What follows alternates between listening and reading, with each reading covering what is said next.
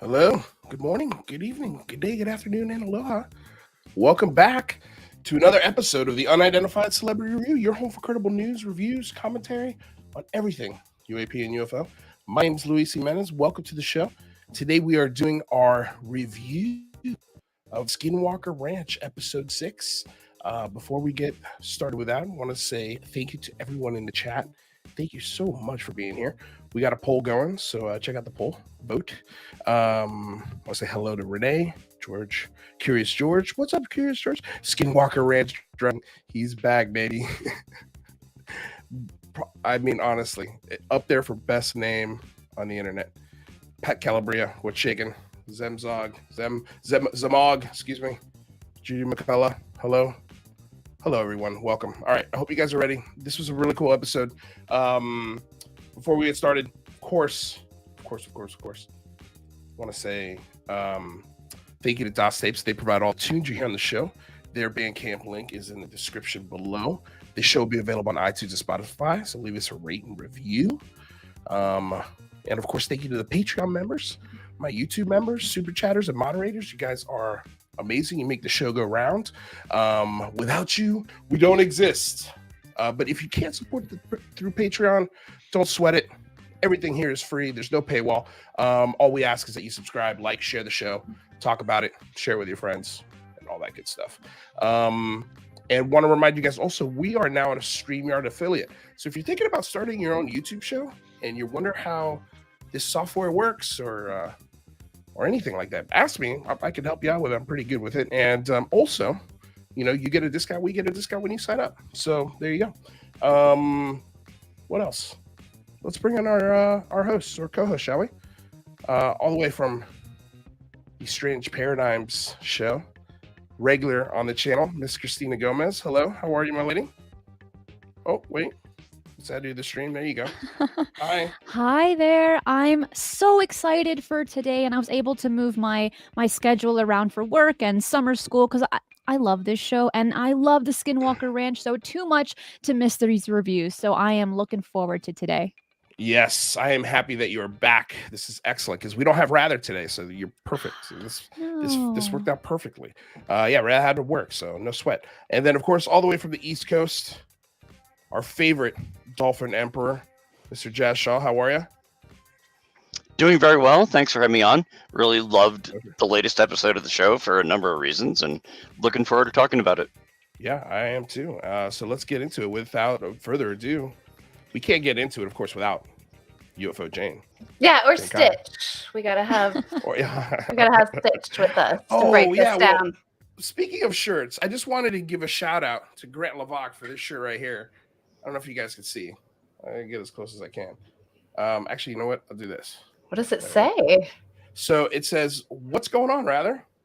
Not much. And that's basically how we start every show when Rather's here. It's got the UCR logo on the back, so fun. Yeah. So thank you, Grant Lavac. I love the shirt. Okay. Let's get right into the episode. Let me get my notes here. So episode 6 called Where There's Smoke. ... And it starts right off the bat with friend of the show, really wonderful person. Besides all of this Skinwalker stuff aside, he's genuinely a wonderful artist, a wonderful person, just a really, really down-to-earth guy. I can't wait to have him back and talk to him. And I'm going to ask to put a roundtable together with some of these guys at the end of this season so we could do a big recap with everybody and just really get into the season, and they could maybe talk about stuff that we didn't get to see. And that's Chris Bartell.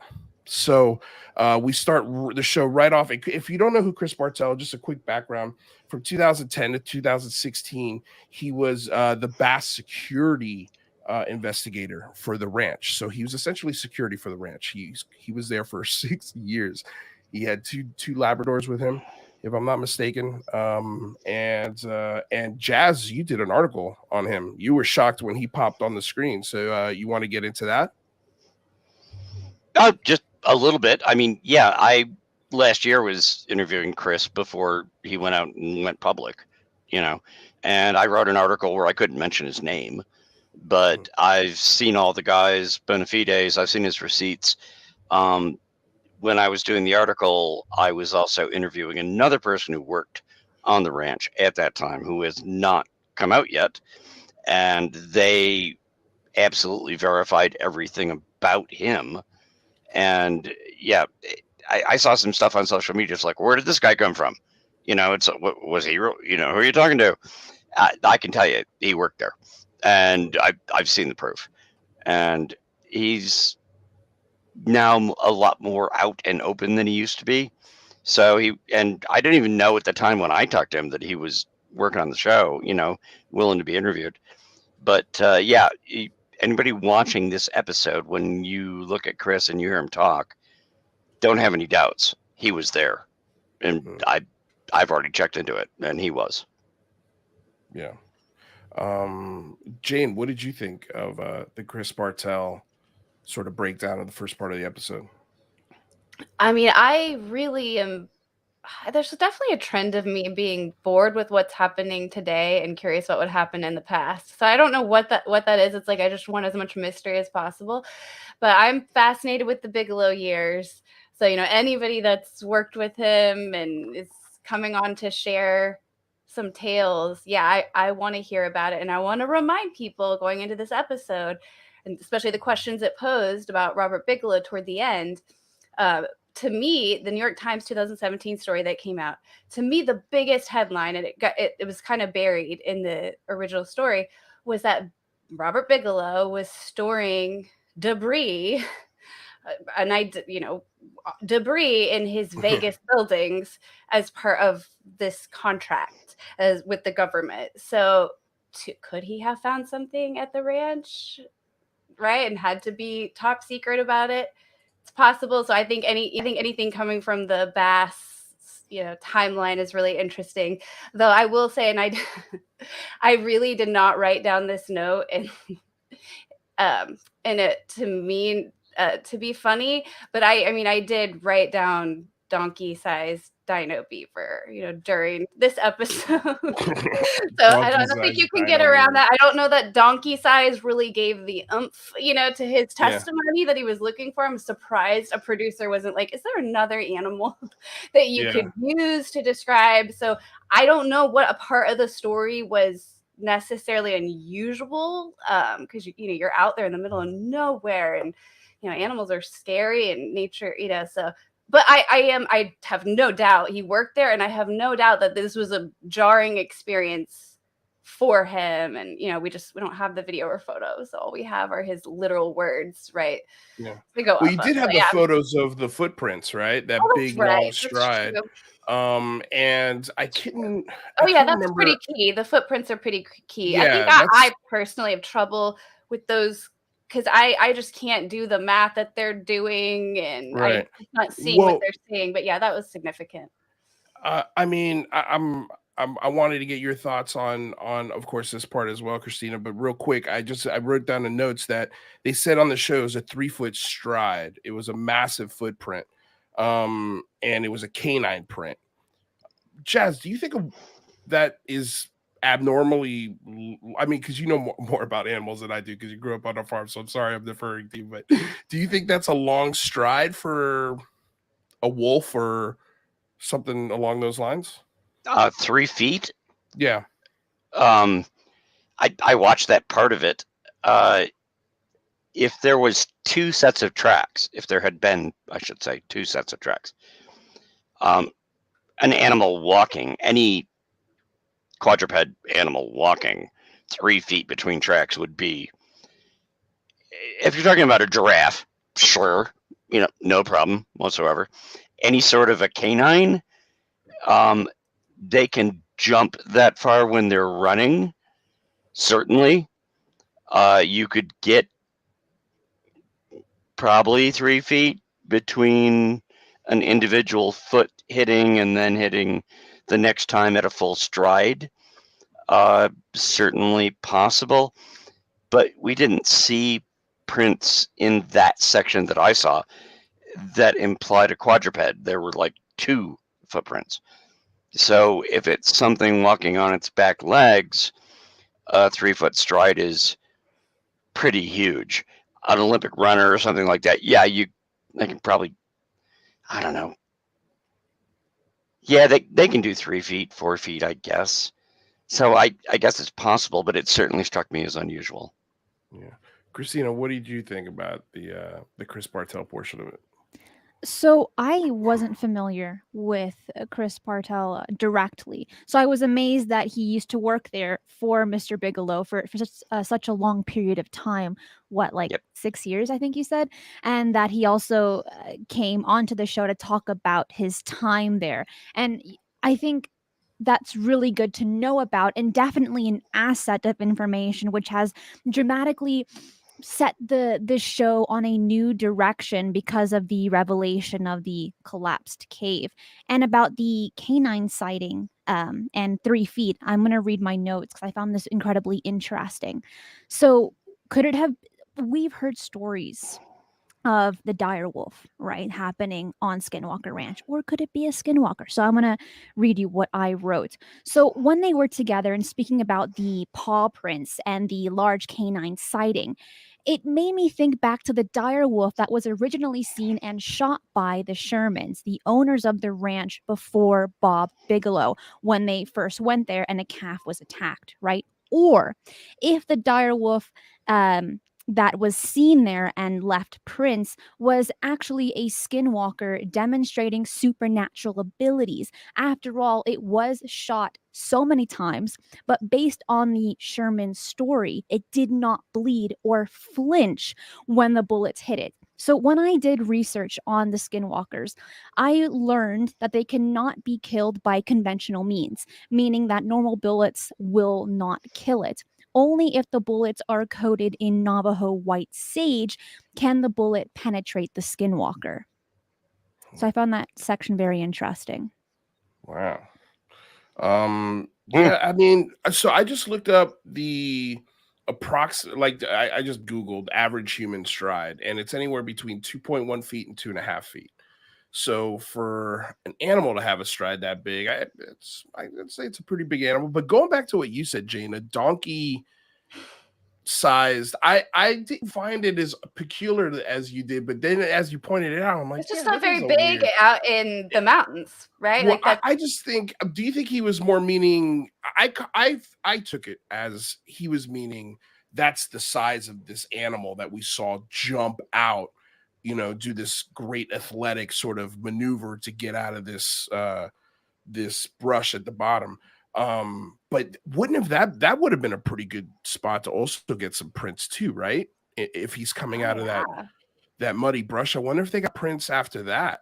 But I mean, a donkey could get pretty big. I mean, so if it's the size of a full-size donkey, that's almost a horse for a wolf. For a wolf, that's enormous. But like, couldn't it have been a horse? Like, I guess what I'm saying is we're out in the mountains. Are there donkeys? So I'm not hearing anything that's like, well, horses but don't I don't growl. know.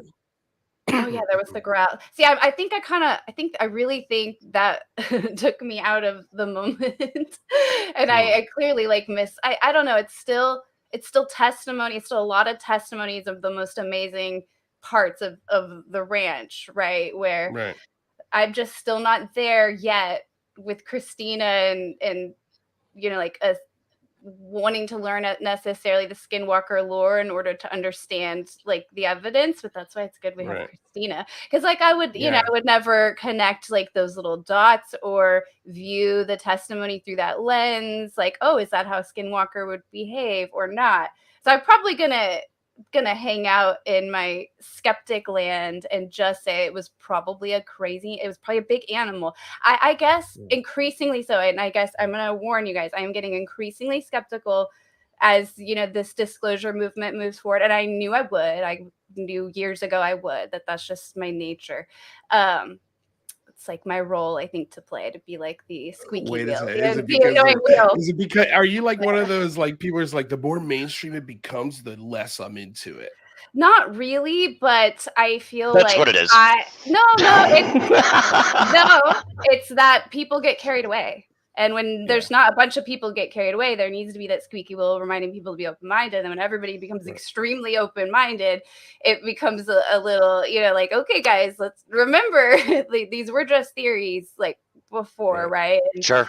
Yeah. So I think that's it is my nature, though. I don't know if it's like a rebellion thing or whatever, but it is definitely my nature to be like the more critical. I started out from film criticism, guys. Okay. Sure. So that's how it started out. It's just my nature. Critical.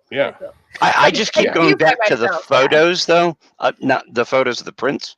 Yeah. Because we're talking about a lot of different possible animals here. I can think of, and I just listed a whole bunch of animals that have a stride that big without even breaking a sweat. They all have hooves. Those photos were canine, or canine or feline. They could be either way. Something on 4 feet that has claws and has those characteristics in a print. Now, cats and dogs can jump that far, certainly, not a question. But it's not a normal stride. That's a normal stride for some things that have hooves. Those were not hoof prints. They weren't deer. They weren't elk. They weren't moose. That was in my opinion, a canine or, some sort of a possibly feline animal. So does it prove anything? No, absolutely not. But yeah, those were some widespread prints for something that would have had to be leaping. And it would have been, I think, in one of those two classes.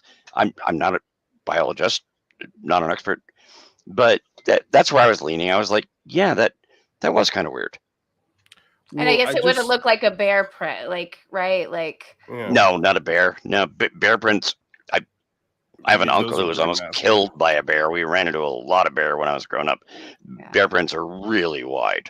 Yeah. Those were not bear prints. So I of course I use the power of Google. So I Googled average wolf stride. There's a lot of different prints, guys. Like UFO shape. See, I'm not an expert on the prints. It's good we have a lot of people on the show. So Google says the stride of a wolf can be 26 to 30 inches. Wolves can run 30 to 35 miles per hour at top running speed. The distance between groups of tracks can be 6 to 8 feet. Sure. So if they're running, they're running. So I guess here's one thing I will say is just because we've had Chris on the show, and we've had Taras Malta on the show as well, who is the curator at the University of Maryland, and they did a whole curation on the photographs that Chris Bartel took from 2010 to 2016, and he's really into the Native American history of the land. That's the thing that he's an expert at. And then the photography, and then his just amount of time that he spent on that ranch. I mean, 6 years patrolling that land.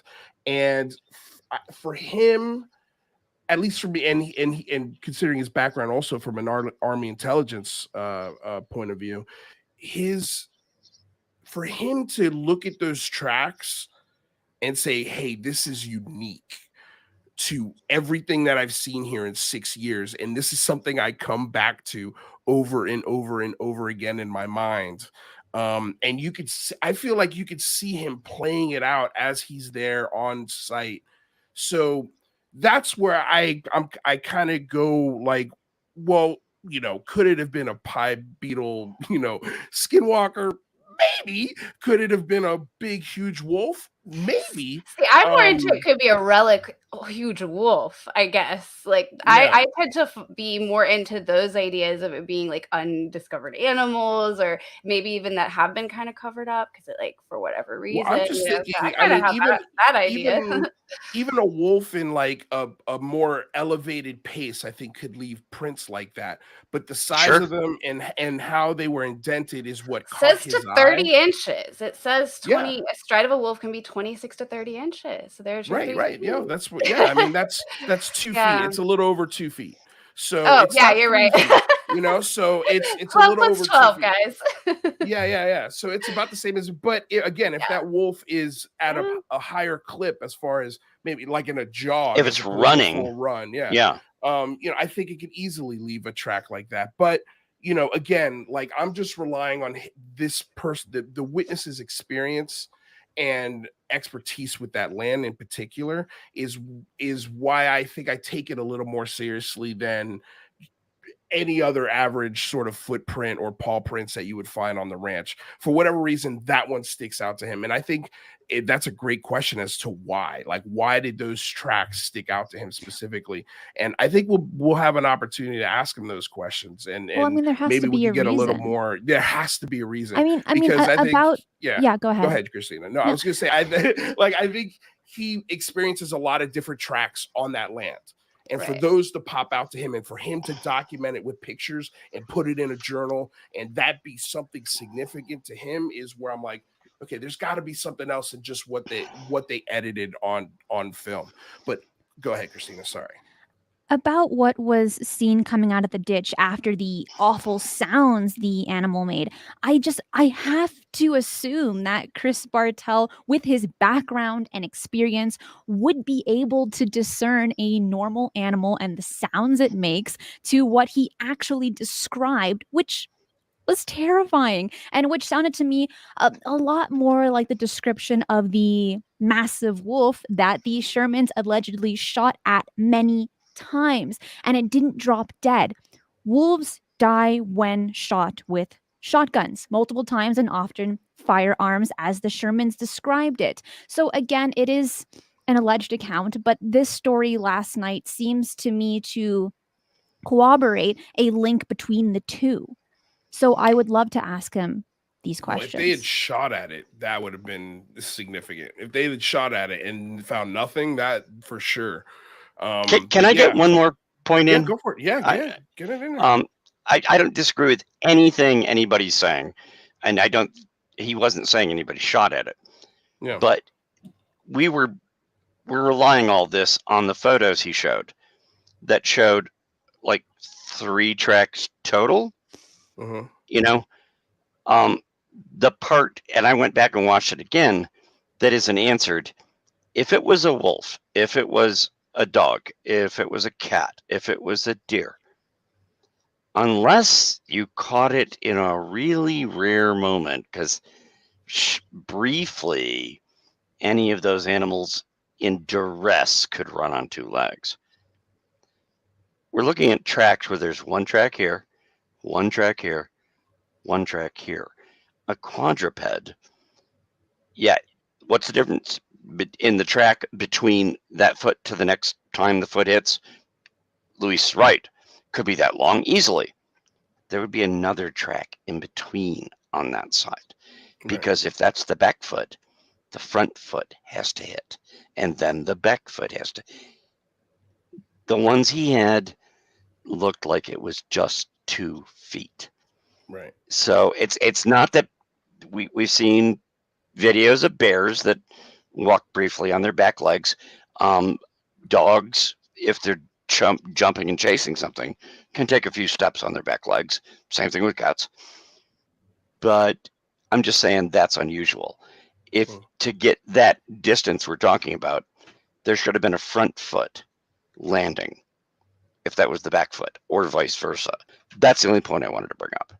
Is there any reason, Jazz, that like the back foot track would be preserved and the front wouldn't? Like I'm clearly not an expert on this. Like, are we like actually missing tracks, or I mean, does every step that you make leave a track? Could it just be that if you're an animal? I mean, there's occasions where if they're at exactly the right speed, the front left foot might land in the same spot as the back left foot. That's pretty unusual. That's pretty rare. But it could happen, Well, I think there would definitely be 2 different discussions here if we found a trace of tracks that say went 15, 20, 40 feet, 100 yards.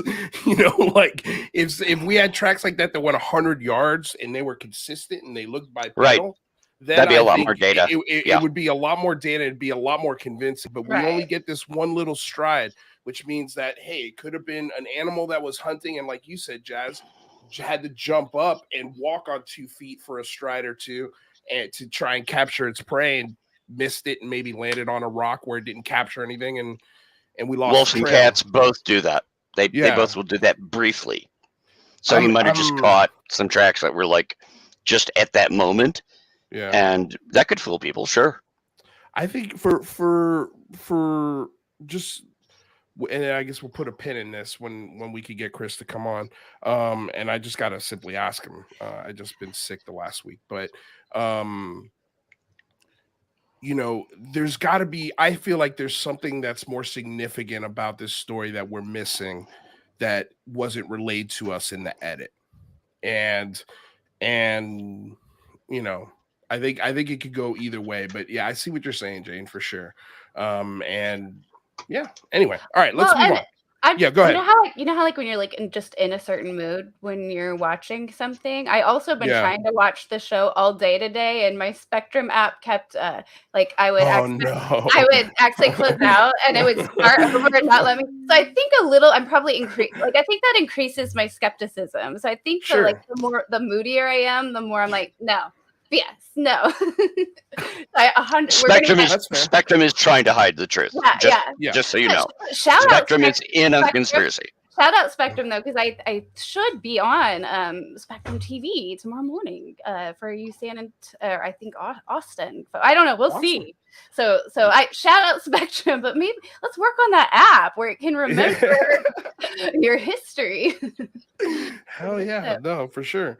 Okay, so then the next part of the show, which was really cool, and it feels like the show's almost leaning in this direction a little bit, where they're like, hey, we've got a whole basin to go out and mess with if we want to. And it was when Eric and Travis went to the local radio station to meet radio DJ Jen Rook, and she explains the radio interference and problems she's had broadcasting. The problems that she wasn't having before, and she's had a whole bunch of texts out there to try and fix it, and it seems to be going on or keep going on. And then of course, Travis and Eric run their experiment, and there was some, I wouldn't say direct results. I don't know if we could directly link them, but the experiment was cool, and I thought it was outside the box, and it was something we haven't really seen before. So we'll start with you, Christina. What did you think of that part? I think it was really eye-opening to hear that the station had been experiencing all kinds of anomalies. So the frequency spectrum analyzer, that really seems like an important part of monitoring anomalies, not only at the ranch, but the entire Uinta Basin, as it is nicknamed UFO Alley. So hopefully the monitoring can expand at some point beyond the ranch. So I thought it was logical and a great idea to make that connection with the station manager, Jen Rook. Now, what was really interesting about this was that then the locals saw a number of UFOs in the basin area just a few hours after they played the 1.6 gigahertz signal that they recorded at the ranch right over the airwaves. And I found that just fascinating. So here's where my mind went. So here's kind of a side note that I wrote down. There were the way that the 5 objects were positioned in what looked like a coordinated formation, as Dr. Taylor mentioned, the pattern, it kind of reminded me of a star constellation. And I was reminded of the scene at the end of the movie Close Encounters of the Third Kind, when the UFOs take up a position in the sky showing the constellation, I guess, the vicinity of their home star system. I mean, the pattern really did make me think, right? But I haven't been able to come up with which constellation it reminded me of. So, and I guess given the angle and perspective of the witnesses and the cameras, it was way too open to interpretation on that point. That was a cool moment. I thought that it was great footage too. I'd like to see the raw. It's got to be on YouTube somewhere, right? That footage. You would think, Jane. What do you think? Yeah, so it's interesting you said cool, because it's kind of how I felt about this episode. Like, it was cool. Like, they did cool stuff. I mean, I Mhm. know I was ragging on the wolf idea, but it's cool. Like, it really is.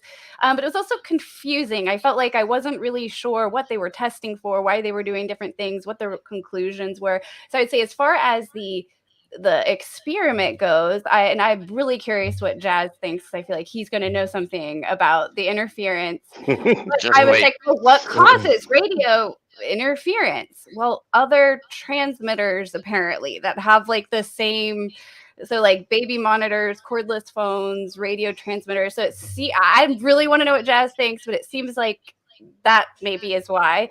And then I will say, to the mass UFO sighting that happened after, I gotta say, I got to see the video. No, whenever I'm talking about any evidence in Skinwalker Ranch, I've only seen it with a glimpse. Like, I didn't get to look at the prints. I tried to pause and look at them. So I have not done analysis of this video, but I think it's Chinese lanterns. I have seen so many videos that look like that. I think it's Chinese lanterns. And I'm curious if it was a Saturday night.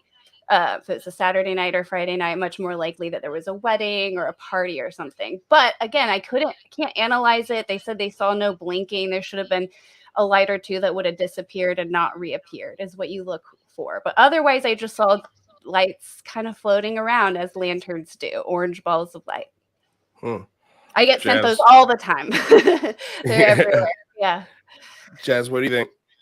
I'm glad you called on me last. I don't have any comments yet about the video where they saw the lights. The radio part is, I have an entire full page of notes about that. That's where the whole show fell apart for me. The entire episode fell apart right at that point. Okay. All right, lay it out for us. So, that was an FM radio station. The FM band runs from 88 to 108 megahertz. Even if it was an AM station and they have a partner AM station, I went and looked, that's even lower. AM stations run from 500 to 1700 kilohertz. For people out there who don't do that sort of calculations, a kilohertz is 1,000 cycles per second. A megahertz are 1 million. The mysterious signal we've been tracking is 1.6 gigahertz in the L band. That's 10 to 100 times higher frequency. And those who have been following the show for a while, when we talked about how radar works, there are transmitters and the receivers. Transmitters transmit at pretty specific frequencies. There's a few sidebands that come out. Receivers are built to listen to that frequency, that very narrow band. If you have a radio in your house and there's an FM station nearby, you have a radio that's tuned to listen for that little band, maybe let's say 101 FM. If somebody comes in and starts blasting something at 101.5, 100.5, it might wash over because there are side lobes.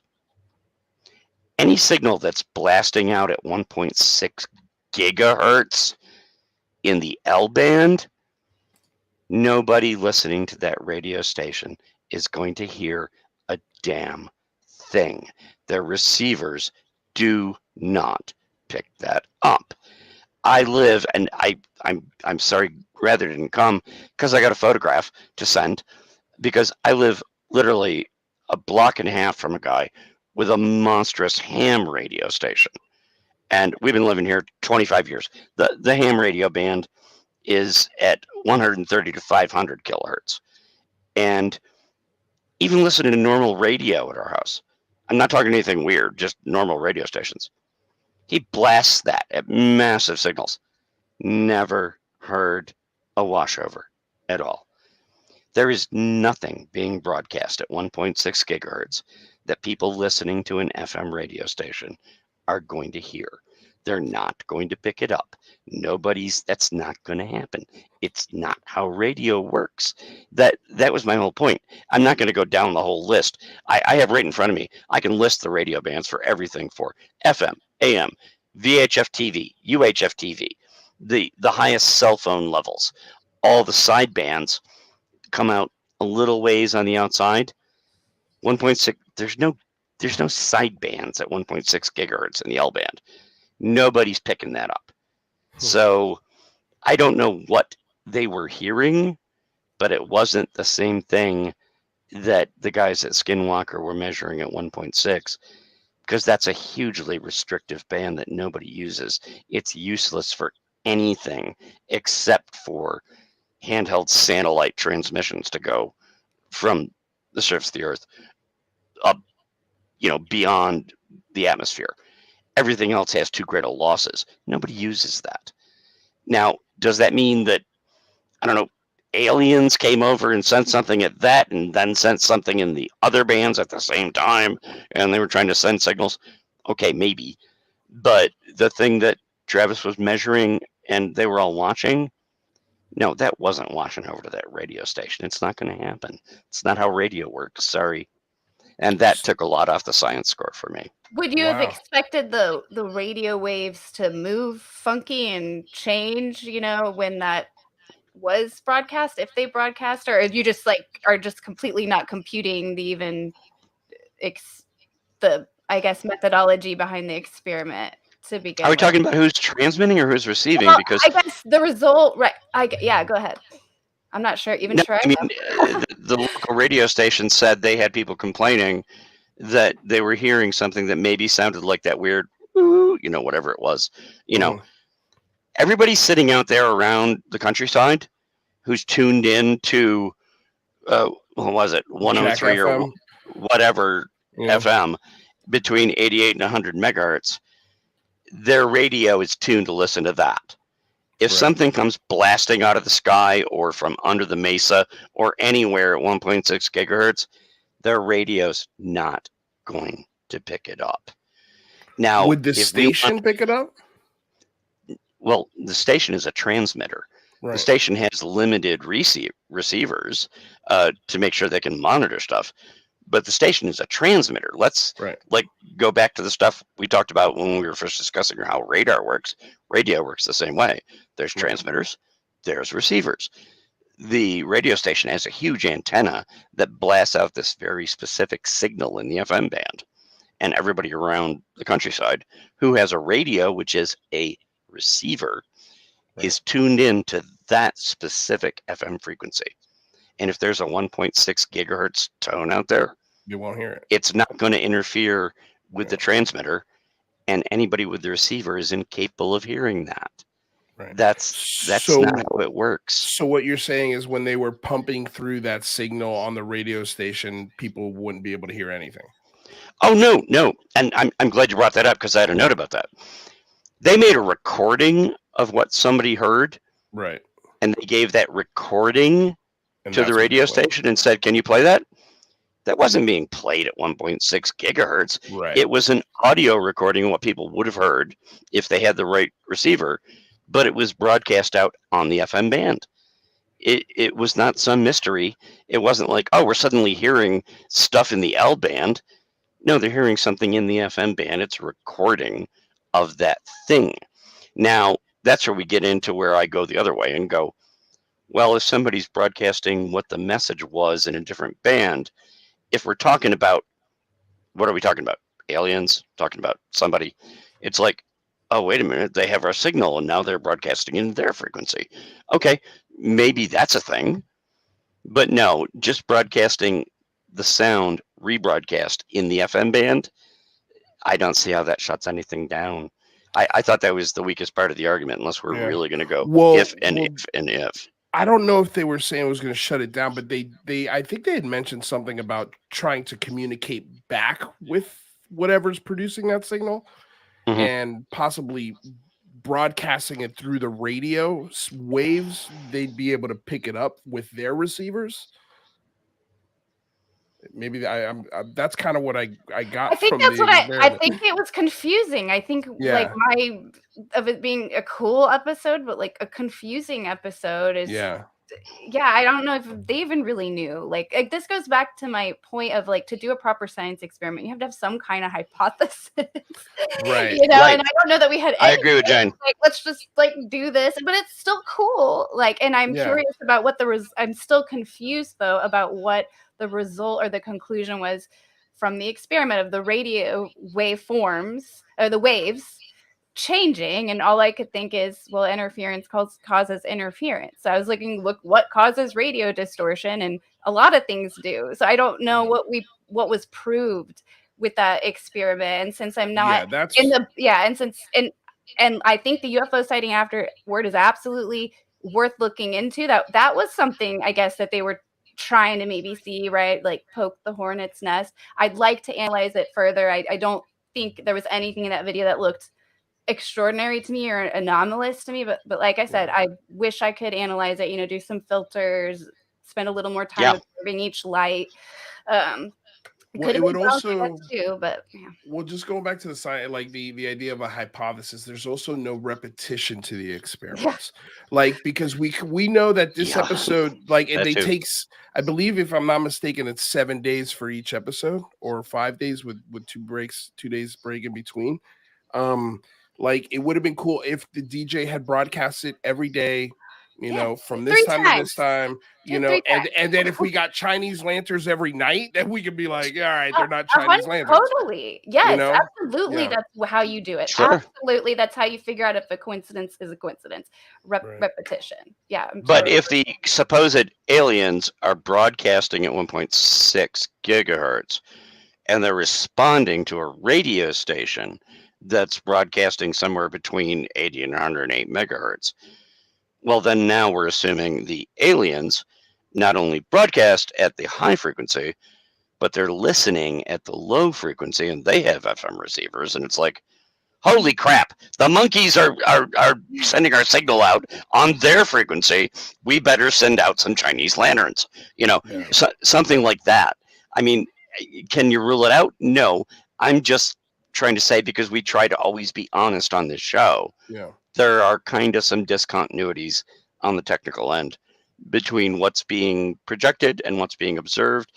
And a lot of assumptions are required before we get to the point where, oh yeah, there it goes. Here comes the aliens, because we have an FM radio station that broke off from Chuck Berry and replayed this thing we recorded from them last week.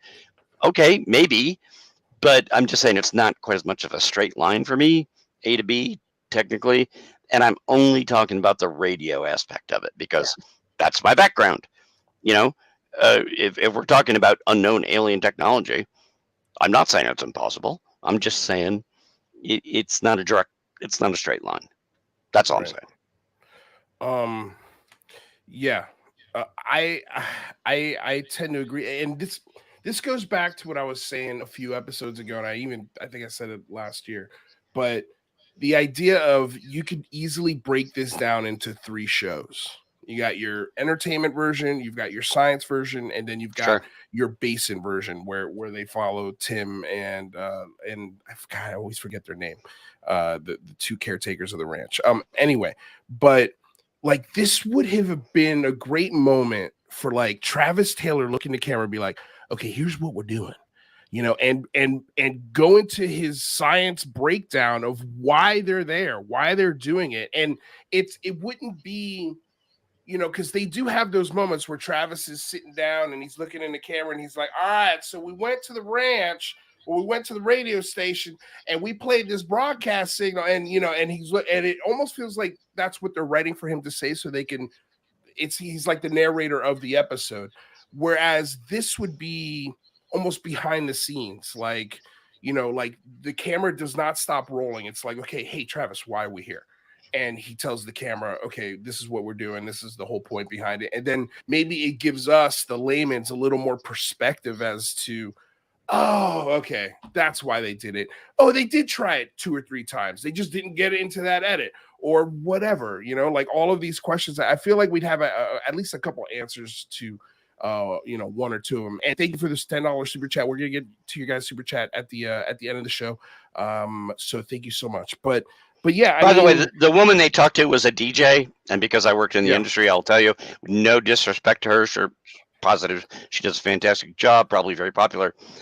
People get hired as DJs are not radio engineers. Generally, they are entertainers.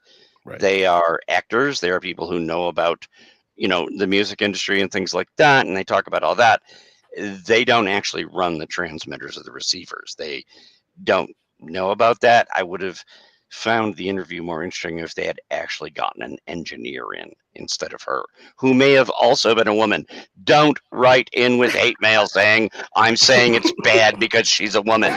She's probably very competent at her job, but she's a DJ. But Get she did the state radio that she is a engineer station in there. manager as well. She said she was a station manager as well. Station Yes. manager also doesn't make you a broadcasting engineer. Doesn't mean you know anything about the tech behind it.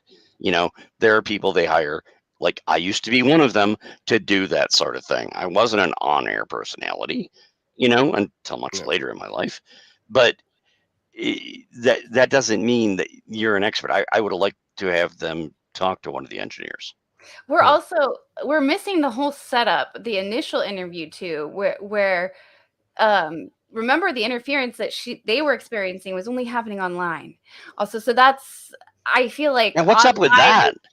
I feel like that could be a number of things, right? That could be getting in the way of their online like syndication or whatever. And I feel like that wasn't really sorted out. And it never confirmed that what that interference was actually what she heard. She's like, I think I've maybe heard something like that. So we forgot about that whole initial interview too, which I think, again, you'll see a trend of me kind of, this episode, I think you can tell my science score is going to be pretty low. Well, mine dropped quite a bit too. I think it's funny because you mentioned that the remoteness of it definitely strikes me as you're saying that. Like from an internet perspective, it's probably why you having internet issues out there, because it seemed like it was in the middle of nowhere, but I could be wrong. Yep. All right, Christina, any last thoughts on that aspect of it? No. Okay. So then we cut back to. I would tell you the one thing I did like about this episode is that it was edited very sharply, and I think that it was the sharpness of it. Of the edits this episode, I felt maybe underserved parts of it. I could be wrong because I'm not sure what hit the floor, but I can tell you this is one of the best edited episodes in my opinion. I definitely noticed the editing when I was watching it. So Chris shows Thomas and Caleb in the dragon, the cave that he mentioned while he was, a security officer on the ranch. I just wanted them to shoot a rocket into the cave. I was like, this is the only episode that we did not get a rocket in. Thank God it wasn't just me. Yeah. Oh man, but it would have been so hilarious if Travis just showed up and was like, all right, we're gonna pop a rocket in this cave, see what happens. And Dragon's gonna be like, again, come on, man. Yeah, I would love to see that. They should have done just the prank just to get Dragon's reaction. But I thought this was kind of cool. Like they found this cave. I mean, it seemed like it didn't go anywhere, at least from when we first got that perspective. But we learned later on. Excuse me, I'm still getting over this cold. But we learn later on when they come back and they pop some smoke bombs into this cave system, and in a few parts, it seems like there is some sort of suction going on with this cave system and sucking in the smoke grenade smoke. So maybe leads to a cavern of some kind that leads elsewhere. Although we didn't see smoke pop up anywhere else on the ranch, and I'm not sure how far that smoke goes, especially if the cavern is long or maybe runs into water somewhere. I don't know. I don't know how caves air system flow works. But I mean, I'm curious to know what you guys thought about it. Christina, what did you think? So on the ridge, when they were looking for the cave, they said that it was much bigger, right? That there was visual evidence of a collapse, and then the cameras kind of jump back to like a wide shot of the ridge, and then mentioned that the area itself seemed to show evidence of collapse. So it made me like instantly wonder about what was in those ancient caves and how cavernous that area was. So I am aware that the rock of the basin and the ridgeline are a combination of shale, sandstone, and limestone. And limestone erosion can form big caverns. So then Thomas talks about a large system of tunnels that he had heard rumors about and reports of UFOs flying straight into the mesa. So then Mr. Huffman from Huffman Enterprise gave his opinion that to his own experienced eye, it looked like the area around the opening had been deliberately blasted, or like it deliberately collapsed. And I think that adds a whole new perspective on the sightings of glowing rock faces at night and UFO sightings in the area. And what I wonder is if they've done geophysics scanning of the mesa, which is what archaeologists use. And I think that might be a pretty fruitful experiment. Huh. Jazz, what about you? I'm glad Christina touched on that. Just in general terms, and I had to do some research for this, but I'm not an expert. Keep that in mind. Airflow, when you're dealing with airflow systems, they're really complex, but it tends to go from low pressure to high pressure. It tends to go from hot to cold. If there is a big subterranean area that's shielded from the sun in a desert area like this, if you put some smoke up, the higher pressure hot air outside is going to push the smoke into the lower pressure cooler air that's inside. Okay, so that lends to the idea that there was a place for the smoke to go. At the same time, and it also lends to it, it's like, well, if there was a whole big cave that had been reported by somebody who had been there and now it's gone, would somebody have dynamited it or something and covered it up? Well, we're talking about Bigelow. And I know that Brandon Fugel has been very complimentary of Bigelow, and they've tried to have a good handover. Brandon Bigelow has shielded and hid all of the records of the time of NIDS. They've never been released. We've never seen any of the data. We've heard rumors, stuff shows up in books. He hid everything. Is it really that far outside the realm of possibility that if there was something really hot there, for whatever reason, that he didn't want it to be easily discoverable when he was leaving, that he would have dynamited that? I don't know. Again, no proof. But when I watched that, I was like, is that something that he would have done? Did Bigelow really do that? And I'm just giving you my gut reaction. My first immediate gut reaction was, of course he would. If he didn't want any footprints, yeah, he'd dynamite that crap. And it would be really cheap to do. And then he'd leave and he'd stick Brandon with the job of trying to figure it out. And he hasn't released almost anything to anybody.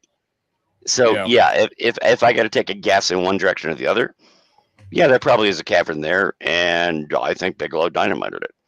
Just an opinion. And that was the question that they asked on the show. Did they deliberately collapse it to cover up a secret or to protect those that are in the area? And I think that's a very important question to consider when watching the rest of the show. So I believe that using a radiometric thermal camera on a drone, I think, was a genius idea in trying to find out if there are still cool voids in the mesa. And then, like both of you had stated, the smoke bombs, I think that was another just such a great idea. And the results of the blue smoke bomb emitting from other parts of the rock face, even the drone operator was excited about that. Then you had the orange smoke just being sucked in, and I found that fascinating because, Jazz, just like how you had said, because there is a cold void, then the cold air will always draw in the warm air temperature variation. So they ended up discussing with Mr. Fugel during the meeting on the episode, it had to be evidence of something still open down under the rock face. So, and maybe there is still a lot under there that wasn't blowing up or collapsed. So I'm super pumped for next week's episode when they're going to start drilling into the side of the mesa with a horizontal and steerable drill bit. I can't wait for that episode. And I already found the guy who's doing the drilling, because I cover energy in my regular non-UFO job. That's a fracking drill. For those who don't know what that is, go Google that before you watch the next show. Horizontal drilling is called fracking, and I know a lot of people hate it because of the whole energy thing, but it is a way, instead of the traditional, just like a big drill bit and you drill a hole in the ground and hope you hit something, and Beverly Hillbillies and oil comes out. These are very specialized drills that you can go send sideways, and you can put in different pieces and make them turn and navigate and go in. And fracking drills are really interesting. And this is a case, they're not looking for oil or anything, but that could be really exciting about what they could find using a fracking drill. Well, what's funny is when you guys were talking about, and Jay, we'll get to you in a second, but when you guys were talking about because I was also trying to think of, like, why the hell would why would they destroy their own cave system? Like, who would do that? And then as you guys were talking, I'm thinking, oh, Bigelow would. I'm like rockets, guns, helicopters. Oh yeah, I could totally see a bunch of guys just getting together, drinking a case of beer, and being like, "Hey, we got some dynamite. You want to go blow up some rocks or something?" Chucking huge sticks of dynamite up in the carrot. It's probably behind so much. You know how we test bombs and we just like bomb islands, and I have so many issues with that. And, like, it just disturbs me. Like, we just like kill everything in the ocean. Right there. We do that stuff. There's like whole islands you can't go to. Stuff like that. It's like how much of that is just like, I just want to see something blow up. And it could have been drunk guys. It could have been drunk guys blowing up stuff. Yeah, definitely. I'm not ruling that out entirely, but I'm going to swing back again. Call me a conspiracy theorist. I think that Bigelow was keeping a tight lock on everything he found. He's still keeping a tight lock. And if there was something good in there, good to our interest, to the public's interest, but he didn't want people to know about it, would he have dynamited it? Again, I have no proof. I'm not saying this is a journalist, just my opinion. Abso-friggin-lutely he would have. But if we're also inferring that, then why the hell would he sell it? Like, if he was sitting on top of something keep it forever. Like that, he's a businessman. No, for sure. But, I mean, I don't know. He covered his tracks pretty well. Let's just say there's a underground UFO base or machine or craft down there. I wouldn't sell that land. I try to dig it up as best I could. But I don't know. Anyway, maybe. Jane, what did you think? I think you're totally right, Jazz. I've been interested in Bigelow for ever since we found out all about this, and people remember he was going on 60 Minutes just talking like he was like the average Joe, just like a believer like you and me, and he had a secret contract at the time, storing, and he lied about it. Yeah, storing UFO materials in his public Las Vegas buildings. Known like that's so like Iron Man, Batman, like however you want to put it, right? So he was living that life in secret for a while, and I know I have shared it before, and I was able to talk to Chris O'Brien. You guys might have seen of Ancient Aliens. He's done a lot of research around underground bases to the point where like he's been told to like back off. So I got to share him with my theory with him on this. But I got to talk to him. I think Elon Musk. Oh yeah, you do, Jazz. Especially if you can get an off the record. those you want an off the record conversation with him. But I have a whole theory about Elon Musk. I think that the Boring Company is the most interesting company to him. I think the Boring tunneling, but I think it's like a wink joke. Like you guys think it's SpaceX. It's the Boring Company. I think he knows about stuff that's underground, and he's just like Bigelow. I think he's very secretive, and I think there's a lot more that he's maybe done similar things, right, to tunnels. I think old tunnels are going to be repurposed as new. Like, wait for this, guys. Like, could it just be he's a Boring Company because he's trying to sell his Hyperloop systems? Of course, that too. It's just like you got to make money. That's the surface thing, and I'm a big Boring fan by the way. I bought a flamethrower from him, from the Boring Company. But Jane is not the first person to say this. The Boring Company has no real products that have a long-term future in making money. All of those tunnel systems have to be approved by a ton of other municipal interests and things like that. Nobody's approved any of them, but still the Boring Company keeps drilling. So I'm not saying that we've got smoking gun.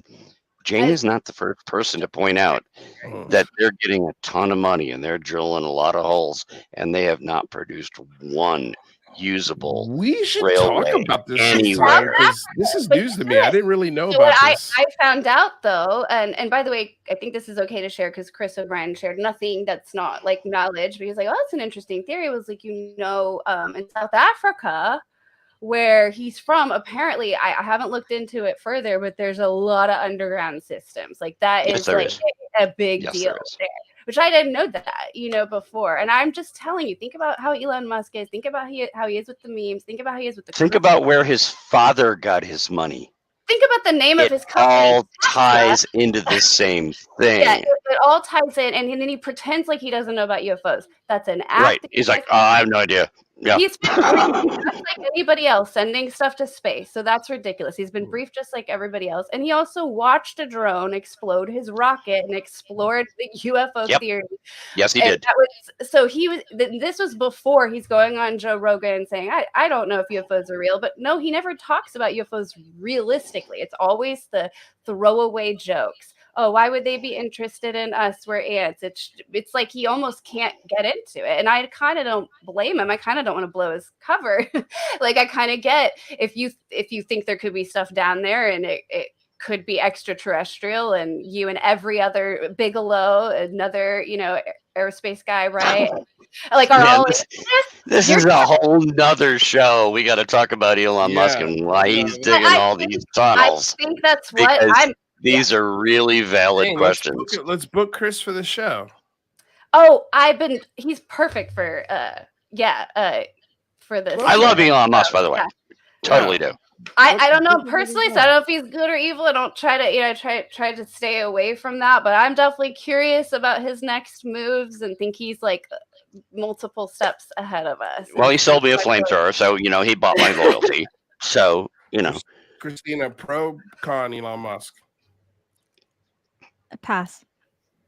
That's what a diplomatic classic answer.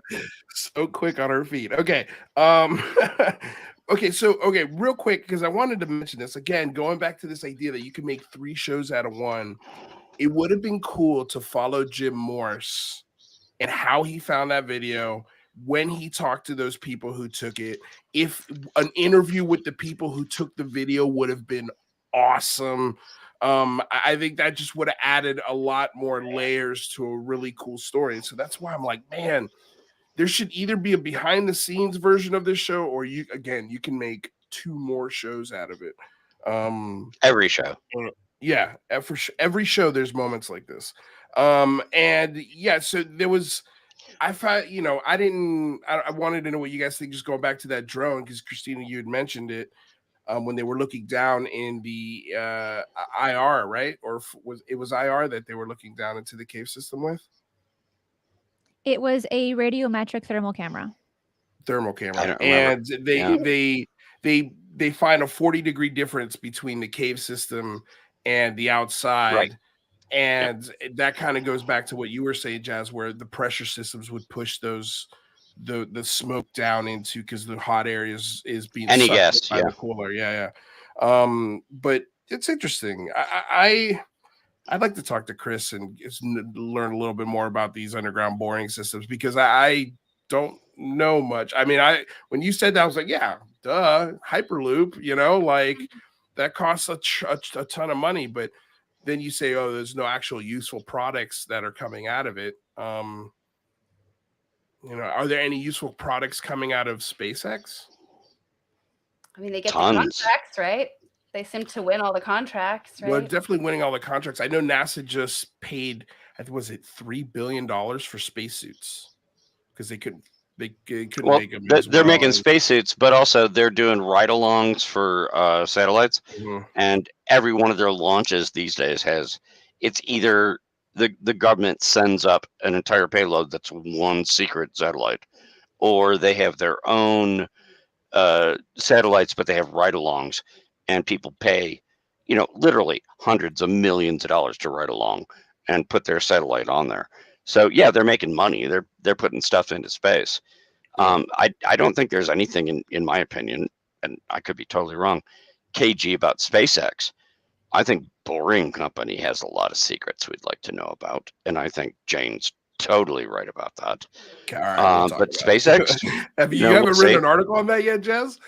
I've written tens of articles about Boring and SpaceX. Yes. You got to link me. I would love to read them. All right. Okay, so that's essentially the whole episode, right? But we end on they're gonna drill. They bring Brandon out to the ranch, and they're gonna get this horizontal drill, and The fracking drill, yeah. and see what comes up. There's no hypothesis here with why we're like, what are we looking for? Right? Like, I'm curious to know, like, I wonder what you guys think they're looking for. Like, if we had to take a guess, what do you think they're hoping to run into by drilling? Something anomalous. I'm sorry, ladies first. Go. Well, they're looking for open vents. They're looking for tunnels. That's their purpose. Okay. Like what the rumors have said, the stories that Thomas has heard, where there are tunnels that go deep and throughout the entire mesa. Yeah. Kind of like a void. Yeah. Jane, what do you think? Yeah, well, I'm just like having Cursed of Oak Island vibes here, visions here, right? Of them just drilling down and they find a weird artifact, right? Or yeah, they're like, oh, we keep going. There's a tunnel here, yeah, or a cave here, and yeah, I'm all about the underground stuff. I think they could find some. I think they could find some really interesting stuff. I don't know if it'll like when you say interesting stuff, artifacts. What if they find like when you say artifact, you mean alien artifact, well, like they found the wolf traps, right? That gave us an idea of some human intervention. So maybe we'll find some more proof of the human activity around there. I don't know, just when you dig, that but I don't know the technology, if it's just looking for vacuums and that's the extent of what they'll find, caves or tunnels. That's still like wildly interesting if they can find that. So I'll be right back in the seat.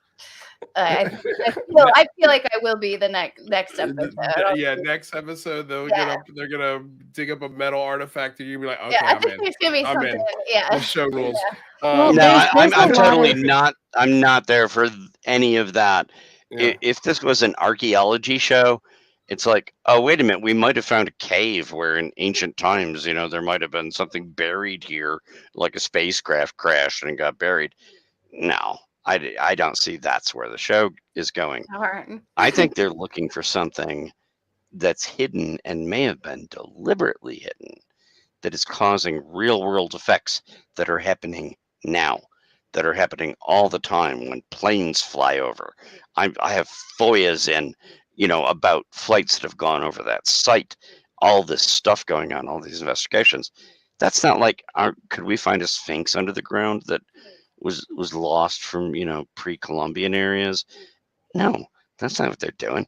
They think there's something active going on right now. Been going on, still going on now, going to go on in the future. Where are these frequencies coming from? Where's all this coming from? That's what they're looking for. And if they find a void under the ground, it's not artifacts. They're looking for something that's like interacting with the real world right now. That's my opinion. Yeah, well, there's a lot of oil and gas in the basin, though. I mean, who knows if there were exploratory digs in the past? But I'm sure that would show up in like Surveys map of the past activities on the property. But then it makes me question, what about the digs that were done looking for gold or precious metals in the past? I mean, would those tunnels be on the maps? Probably not. No way to know. Good point.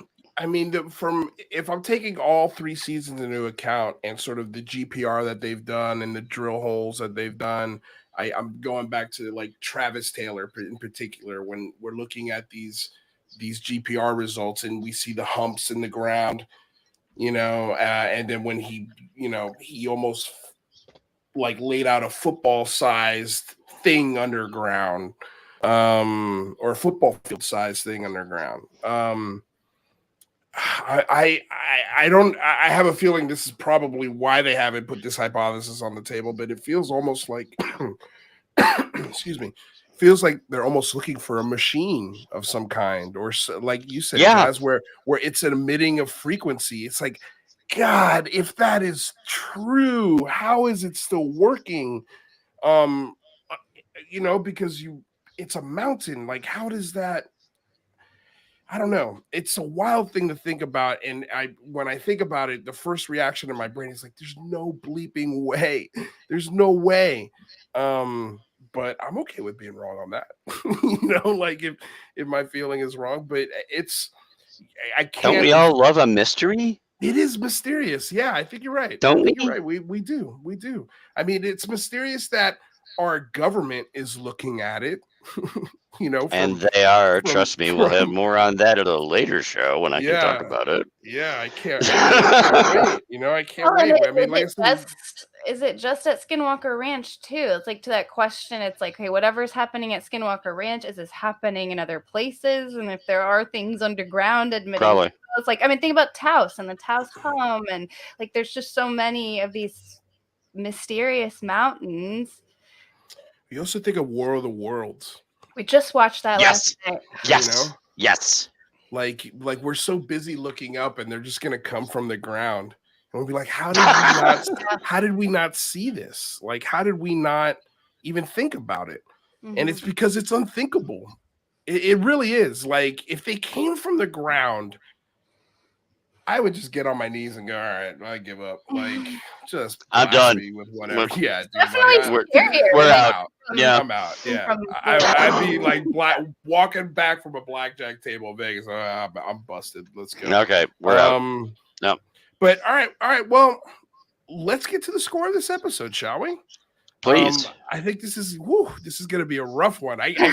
God, I cannot imagine if Rather was here. Okay, so let's go.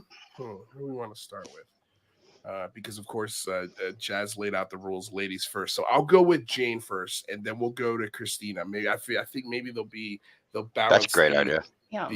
The show score. This is it really was. Before we get to the scores, I wrote this down in the middle of our discussion. These discussions are valuable to form an opinion. Yeah. Or help yourself form an opinion. Like, I love these discussions because I watch the show and I'm like, oh, that's cool.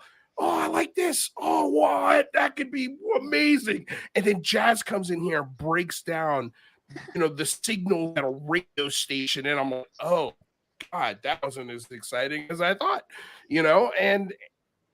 but that's okay. Like, that's what's fun about it. That's why we have the discussion. So just for the record, I am not a sexist when I say ladies go first. I'm just an old person. Old people tend to say women should go first. I think it's so now you're ageist. Is that what you're saying? Now you're ageist. Yeah. So now I'm an ageist. Yeah. Yes. Okay. I'm okay with that. So with that spirit in mind, Jane, go for it. What do you think? Yeah, Science I am glad that we have Christina to represent the Skinwalker, just all of that knowledge, because I really don't have it. Like, I don't know about any of that stuff. I've done the very cursory like Wikipedia read. I think that most people have done, and so like you need those fill in the gaps. But yeah, so I would say a 5 entertainment. Like, it wasn't. I agree with what you said about the editing. It was a cool episode, but there wasn't a lot of edge on your seat. There wasn't laughing. There were no rockets. And then as far as science goes, I'm going to bring it all the way down to a 2. Wow. Just because it was more confusing than it was conclusive.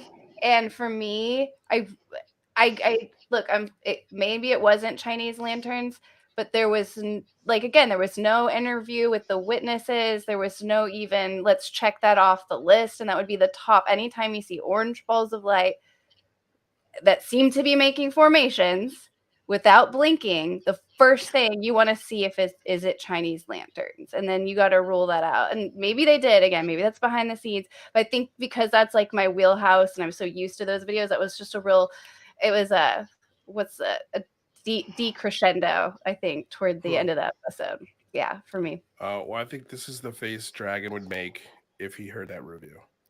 I'm so sorry, Dragon.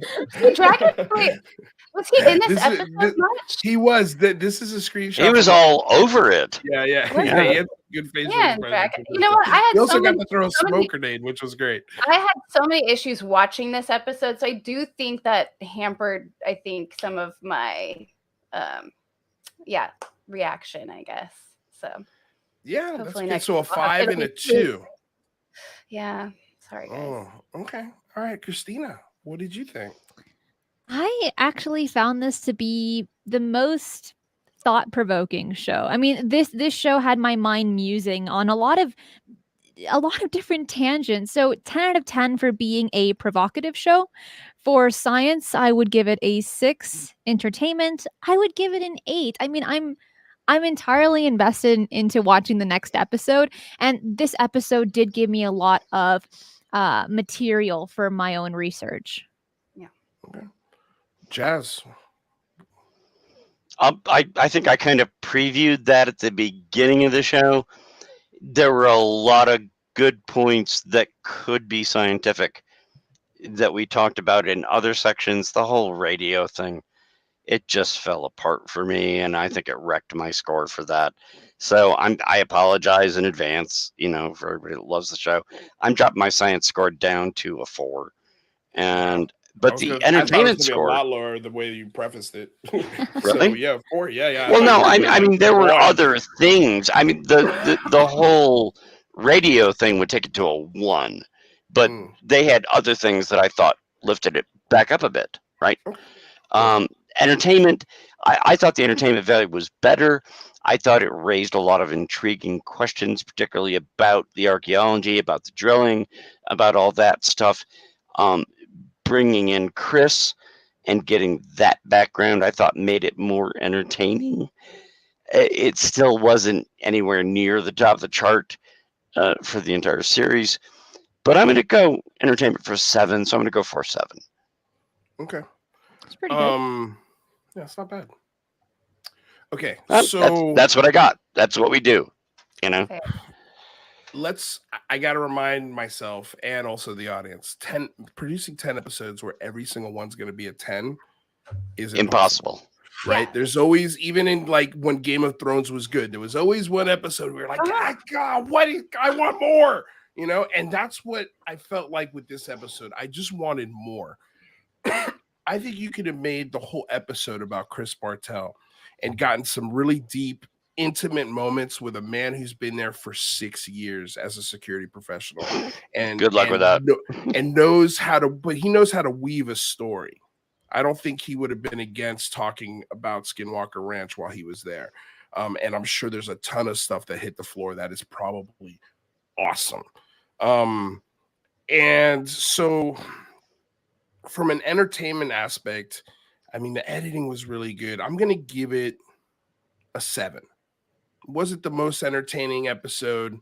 Dragon tossing a smoke grenade. I think I was looking away during that Leonard part. Skinner was playing in the background of my head when he does stuff like that. So I always love moments like that. From a science score, I think I'm kind of with you, Jane. I think I'm gonna go 2.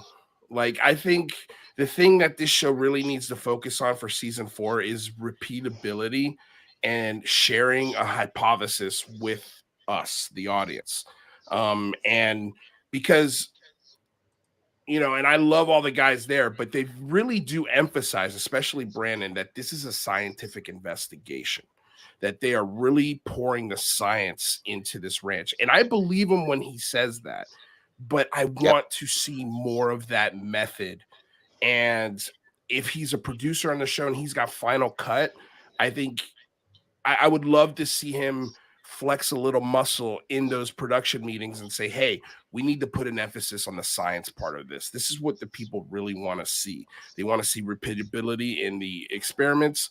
They want to see hypotheses. They want to see when we're wrong. They want to see when something, when we're just as much as when we're right. Like those are the things I'm dying to get with this, because the entertainment, it's an entertaining show. It catches my attention. I watch every single one. That's not the issue. That is by far and away not the issue with the show. The issue with the show is that it's claiming to be a scientific investigation. And if you put that show on the table of any scientist at any university, I don't think they would come to the conclusion that, yes, this is a scientific investigation.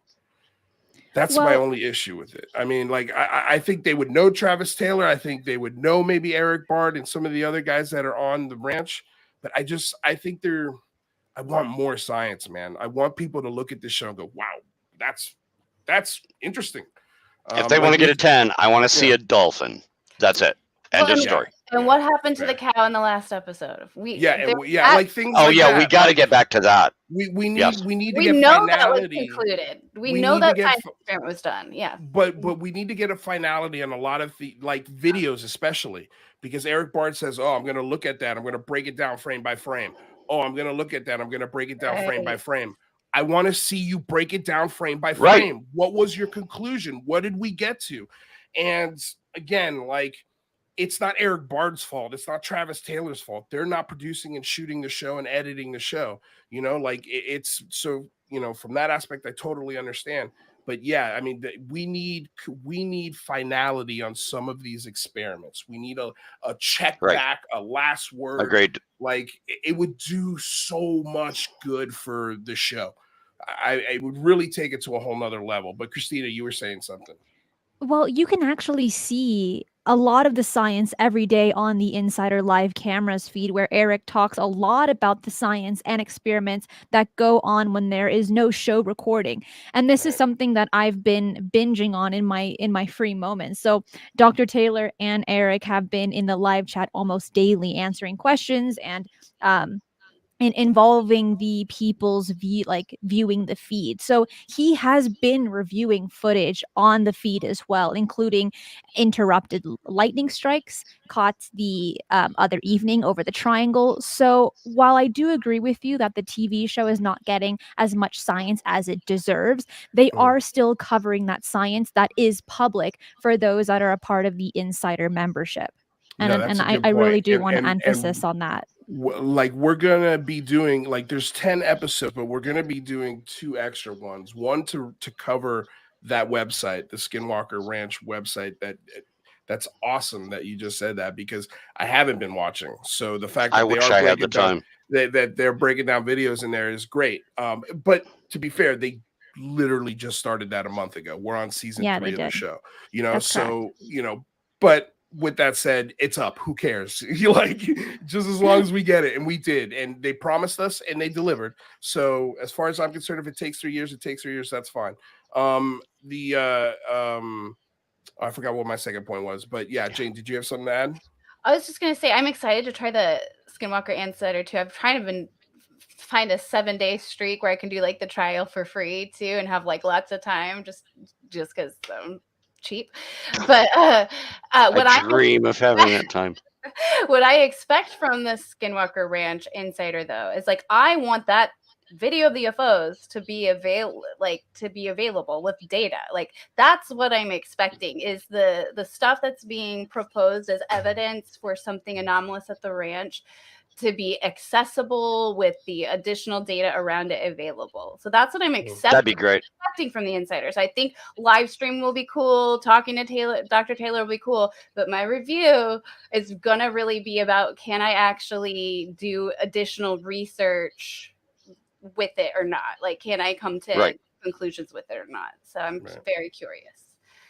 Real quick before we get out of here, you guys, we got a couple of super chats. One from Damn James.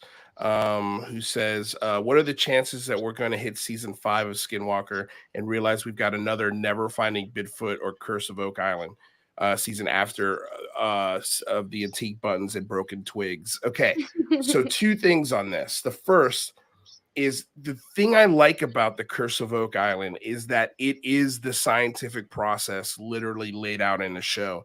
And I think that's why it's so boring. And I think that's why we've got 11 or 12 seasons of the show, because it takes that long, because they're trying things and they're failing, and they're showing you the effort and the failures and what they find in the effort and failures. But as that show grows, more stuff is hitting that table of things that they're finding, and they're painting a picture and building a puzzle. So that's science. It's long, it's arduous, it's boring. That is science. So in the defense of Oak Island, just because I love that show, that's where I'm coming from with that. And I think, again, if Skinwalker is as complex and as weird and is unexplainable as people claim, I don't think you're going to figure it out in 5 seasons, maybe even a 1,200 seasons. It could take you that long to figure something like this out. Like, we could just be scratching the surface of something that the human mind can't even comprehend. Who knows? You know, I'm not saying that's what it is. I'm just saying, who knows, we could be dealing with something like that. So, but I appreciate the chat, or the super chat, and the donation and the question. I think it's a great point. But did any of you guys have sort of any thoughts about what Dan's saying here? You won't like what I say, so let's move on. We've talked about the finding Bigfoot. Makes me want to hear it, Jazz. Such a yeah, I know. It just makes me want to hear it even more. Simon Conway with a $10 donation says, Lou, cash to buy some hair gel. It's out of control. I think definitely. I need a haircut. I'll do a haircut. How about that? I just had all my hair chopped off. Lou, go for this look. It's going to be so good on you. The women will go crazy. They'll go. I don't need women going crazy. I've already got one. Okay. So Bigfoot Society, UFO Jane is the best. That is all. And Taras Smatla is in the house. And he says, University of Maryland is producing a mini documentary on Chris Bartell, his photography, and his time at Skinwalker Ranch. Stay tuned. Thank you for the donation, Taras. We were just talking. His ears must have been ringing. Thank you for being here. So, yeah, I could say Chris Bartell is a very interesting dude. And I think that's what I would have loved to see more of him. Because I think he adds a lot of just interesting history to the story of this ranch. So anyway, did you guys have any other thoughts as far as the show goes before we get out of here? I enjoyed it. I'm looking forward to the next one. Like, I'm not. Yep. I'm excited to see the next episode. I'm not walking away. Yeah. No. Not even close. Definitely not. Definitely not. No, we're still hooked. All right, you guys. Well, of course, we got a show tomorrow, and we've got director Randall Nickerson from the Phenomenon film. Have you guys watched that? Yep. I am not going to be on the stream tomorrow. Remember, this is the. Oh, that's right. Yeah. It's what an episode for me too. Yeah. Great film. Great film. I am going to go back and watch it again tonight. It's. I mean, I will be watching it. I fully plan. It's really well. We're going to do a review on it separate from the Nickerson conversation. Good. But yeah, we'll talk about it because it's. I think, it took place of the Phenomenon as far as my favorite film about this discussion. Okay. It's good. Christina, before you get out of here, what do you got coming up on the show? Tomorrow on Mysteries with a History, I am covering Mysteries of California. There's a lot of weird stuff happening in that state. So Jimmy Church and I will be covering that tomorrow. And then at 3 p.m. PST. And then on Friday is Strange Paradigms at 2:30 p.m. PST, covering all the strange and mysterious news from the week. Excellent. All right. Well, thank you for being here, Christina. I'll let you get out of here. You'll be here next week? I will let you know as soon as I do. Okay, awesome. Well, I'm happy that you're back and the schedule opened up. But we'll see you soon. All righty. Bye, Ciao. everyone. Bye. Let's see who's up next here. Jazz, what do you got coming up? Anything that people should be looking at? For? Just today, if you go over and look at Salem Media, I have a piece on the Chinese program investigating whether or not they have found techno signatures elsewhere. And over at Mysterious Universe a couple days ago, I have a piece on sliders, which is a subject I didn't know I was going to get involved in. People that can allegedly knock out streetlights when they walk past them, or have effects on electronic circuitry when they go by them, which I've been finding increasingly interesting. So, go check that out in my links. All right, cool. Sliders, they call them. I thought you were Yeah, talking about like SLI little is street light interference.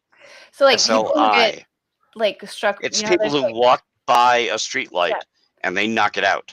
Or in the daytime, they walk by and it comes on. Mhm. They're called sliders. Yeah. Street light interference. All I'm right. wondering if they're connected to the people that get struck by lightning multiple times, because that's like a weird. That's a type of weird thing too. Yeah. Yeah. That's a whole that's weird. I'm clearly hungry though. When you said sliders, I was just imagining little cheese. That's burgers. Yeah. Yeah. I All really right, want- Jazz Shaw. Well, thank you for being here. We'll Thanks, see you next guys. week. Yep. Ciao. Hi, Jazz. Jane, what do you got coming up? Well, it's all about my kid this week, but we'll have the Edinburgh Festival coverage coming, which is like long overdue. And then right now, you guys can go check out what I think is maybe a triangle UFO here in Texas on the YouTube channel. It's kind of a difficult video, but if you watch the whole thing, you'll see the object or objects very clearly. So it's a really great video, really great witness testimony who I'm in touch with. So check that out. Let me know what you think. Yeah, definitely. I think And it's by the better. I way, think it's better than the video in I saw it. I thought it was cool. but- Yeah, no, I thought it was cool. I mean, we could do for UFO video of the day, right? Yeah, there's a lot of good ones. Yeah. So by the way, guys, I've got everybody's links, Jazz, Christina, and Jane, in the description below. So go check them out, subscribe, support their work. They're a great part of the community. All right, Jane, we'll see you tomorrow. Yep. See you tomorrow. Or Ciao. not tomorrow, next week. Tomorrow night. Remember. Yeah. I won't be here tomorrow night. Oh, that's right. Why do I keep know, saying? Or next week. But I'll see you Rather next will week. be here. So Rather Yeah, Rather will be here. and I'll I'll be be here, Rather. gone, Yeah. and we'll be back to normal. To normal. All right, Jane. We'll All see right. you. Whatever normal is. Whatever normal is. Stay weird. Okay. All right, you guys. That's the show. Before we get out of here, of course, I want to say thank you to DOS Tapes. They provide all the music you hear on the show, including a couple other folks as well. Their links are in the description below. This show will be available on iTunes, Spotify. Leave us a rate and review. It goes a very long way to making sure the podcast continues to grow. Want to say thank you to everyone in the chat: Aaron Desario, Duncan Ferrari, Jason Brown, Curious George, J. Allen Heineken. I'm just reading a couple bottom ones here: Skilly, Craig William, Ufologists. Yes, you guys, thank you so much. Too much information. Thank you all so damn much for being here. Want to say thank you to the Patreon members, the YouTube members, for supporting the show with the almighty dollar. We are a public access channel. We're supported by viewers like you, but if you can't support with the dollar, because I know times are about to get tough. Things are going to be coming, I think.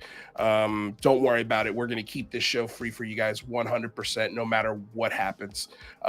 So, if you can't support that way, don't sweat it. Please, though, like, share, subscribe to the show if you like discussions like this. We're going to be back tomorrow, like I said, with Randall Nickerson, director of the Aerial Phenomenon, which is the aerial school sighting in Africa. Really great movie. Highly recommended. Go check it out before we have this discussion. It's going to be really fun. So stay tuned. Other than that, you guys stay safe out there. Thank you so much for coming aboard, getting weird with us here on another episode of the Unidentified Celebrity Review. Your home for credible news, reviews, commentary on everything UAP and UFO. Till tomorrow. Love y'all. Peace.